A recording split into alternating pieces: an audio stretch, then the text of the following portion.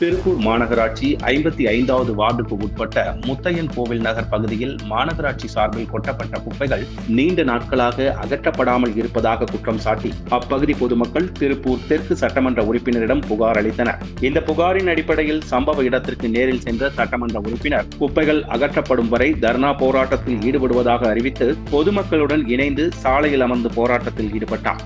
அப்போது அங்கிருந்த மாநகராட்சி அதிகாரிகளை குப்பை மேட்டின் மீது ஏறி நிலையை நேரில் பார்வையிட சொல்லி கடும் கண்டனம் தெரிவித்தார். இதனைத் தொடர்ந்து மாநகராட்சி அதிகாரிகள் பேச்சுவார்த்தையில் ஈடுபட்டு இயந்திரங்கள் மூலம் குப்பைகளை அகற்றும் பணியை தொடங்கினர். இதுகுறித்து பேசிய சட்டமன்ற உறுப்பினர் செல்வராஜ், இந்த பகுதியில் கடந்த 3 மாதங்களாக குப்பைகள் அகற்றப்படவில்லை. இந்த வழியாக செல்லும் போது பொதுமக்கள் என்னை தடுத்து கேட்கின்றனர். அதனால் தான் இங்கே உடனடியாக குப்பைகள் அகற்றப்பட வேண்டும் என வலியுறுத்தி அமர்ந்துள்ளேன். இது அரசியல் போராட்டம் அல்ல, நான் இயக்கமாக இல்லை, சட்டமன்ற உறுப்பினராகவே செயல்படுகிறேன் என்று தெரிவித்தார். மேலும் இது தேர்தல் அரசியல் என்ற குற்றச்சாட்டுக்கு இடமில்லை. இது மக்களுக்காக நடத்தப்படும் போராட்டம். சட்டமன்ற உறுப்பினர் என்றால் வீட்டில் படுத்து உறங்க முடியாது. இது மக்களின் அன்றாட பிரச்சனை என அவர் தெரிவித்தார். குப்பைகள் அகற்றப்பட்டு வருவதால் அப்பகுதி பொதுமக்கள் நிம்மதியடைந்துள்ளனர்.